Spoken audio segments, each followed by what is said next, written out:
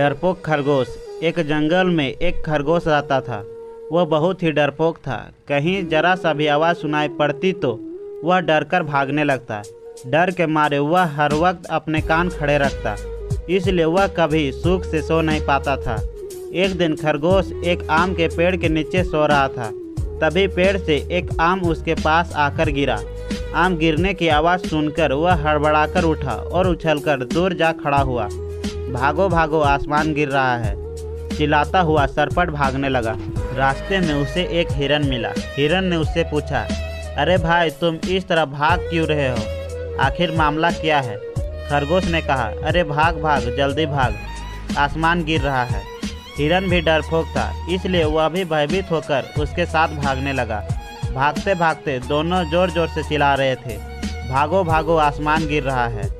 उनकी देखा रेखी डर के मारे जिराफ, भेड़िया, लोमड़ी, गिद्दर तथा अन्य जानवर का झुंड भी उनके साथ भागने लगा।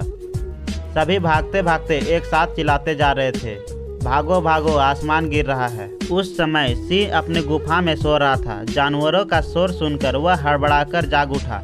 गुफा से बाहर आया तो उसे बहुत क्रोध आया। उसने दहाड़ते हुए कहा, रुको रुको, आखिर क्या बात है? सिंह के डर से सभी जानवर रुक गए। सबने एक स्वर में कहा, आसमान नीचे गिर रहा है। यह सुनकर सिंह को बहुत हंसी आई। हंसते हंसते उसकी आंखों में आंसू आ गए। उसने अपने हंसी रोककर कहा, आसमान को गिरते हुए किसने देखा है? सब एक दूसरे का मुंह ताकने लगे। अंत में सभी का निगाह खरगोश की ओर मुड़ गई।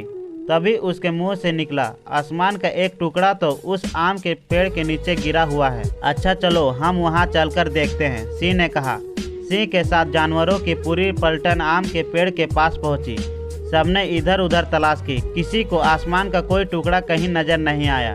हाँ, एक आम जरूर उन्हें जमीन पर गिरा हुआ दिखाई दिया। सिंह ने आम की ओर इशारा करते हुए खरगोश से पूछा, यही है आसमान का टुकड़ा जिसके लिए तुमने सबको भयभीत कर दिया? अब खरगोश को अपनी भूल समझ में आई। उसका सिर शर्म से झुक गया।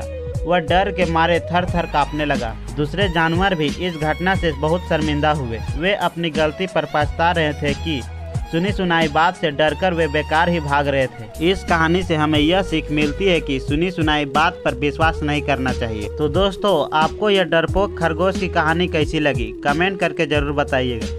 साथ ही साथ हमारे चैनल पर नए हो तो चैनल को सब्सक्राइब करके बेल आइकन प्रेस कर दीजिए। तो मिलते हैं फिर से एक नए कहानी में।